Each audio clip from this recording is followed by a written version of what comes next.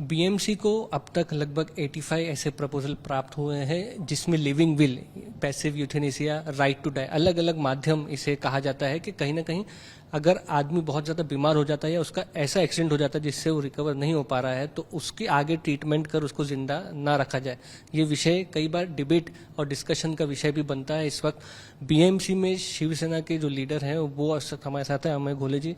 अमेय जी, आपसे जानना चाहेंगे, एक कस्टोडियन अपॉइंट बीएमसी की तरफ से वार्ड लेवल पर किए गए हैं, 85 एप्लीकेशन अब तक आई है, एक ऐसा ही केस हुआ है इसलिए विषय चर्चा में भी है, इसे कैसे देखते हैं? जो सुप्रीम कोर्ट का जो आदेश है उसको रिस्पेक्ट रखते हुए ये जो कस्टोडियंस है वो स्टेट लेवल के दर पे चाहिए। आज बीएमसी के स्तर पे ये हम लोग फ्लड गेट्स ओपन कर रहे हैं फॉर विल के लिए। सो ये स्टेट लेवल और डिस्ट्रिक्ट लेवल पे एक कस्टोडियन रहेगा तो इट विल बी बेटर, और इससे जो स्टेट लेवल एनालिसिस करके सेंटर को दे सकती है और जो कुछ उनका एक प्रोटोकॉल है उसको रिस्पेक्टफुली उसको गाइड करके ये जो कस्टोडियन के जो ये आए हैं अपने एप्लीकेशंस आए हैं उसको उस पर ट्रीट कर सकते हैं। कहीं ना कहीं आपको लगता है कि आने वाले समय में काफ़ी ज़्यादा एप्लीकेशन इस तरह के मिल सकते हैं, एक ट्रेंड आपको लगता है ऐसा बिल्ड हो रहा है? इसलिए यही मैं बोल रहा हूँ कि अगर हम लोग कॉरपोरेशन तो महानगर पालिका स्तर पे कस्टोडियन रखेंगे तो ये और आ जाएंगे और एप्लीकेशंस आएंगे। उससे अच्छा डिस्ट्रिक्ट लेवल स्टेट लेवल पे हम लोग कस्टोडियंस रखेंगे तो किधर ना किधर इसमें रिस्ट्रिक्शंस रहेंगे। और ये अच्छी बात नहीं है कि इतने आ रहे हैं एप्लीकेशंस, तो इधर किधर तो कर्टिल करने के लिए ये डिस्ट्रिक्ट लेवल और स्टेट लेवल ने इसको मॉनिटर करना चाहिए और जो सुप्रीम कोर्ट के गाइडलाइंस का रिस्पेक्ट रखना चाहिए। बीएमसी में एक और विषय जो चल रहा है, बारिश के पहले के जो विषय होते हैं, नाला सफाई, मीठी नदी के लिए कॉन्ट्रैक्टर नहीं है बहुत दिनों से। अभी कहा जा रहा है कि कुछ टेंडर्स और कॉन्ट्रैक्टर सामने आए हैं।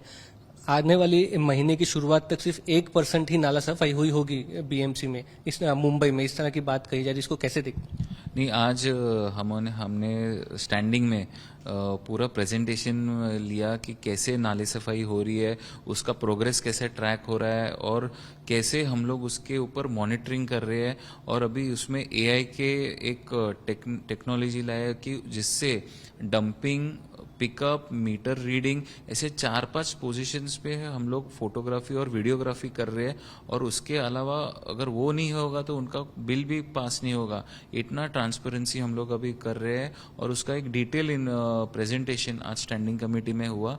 और मैं प्रशासन की मैं आभार मानता हूँ कि इतना ट्रांसपेरेंसी उन लोग ने मेंटेन करके आज जो पास्ट में इतने इरेगुलरिटीज हुई है मीठी नदी में और ये क्लीनिंग में, नाले क्लीनिंग में, तो अभी वो पूरा धुल जाएगा उसमें। धन्यवाद, हमें बोले थे हमारे साथ बात करने के लिए।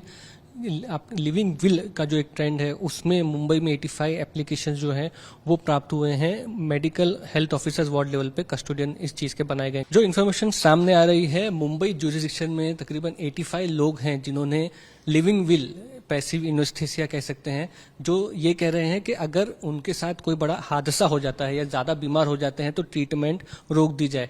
इस पर बात करने के लिए बीएमसी हेल्थ कमेटी के चेयरमैन हरीश बांदिल जी सर हमारे साथ जुड़ रहे हैं।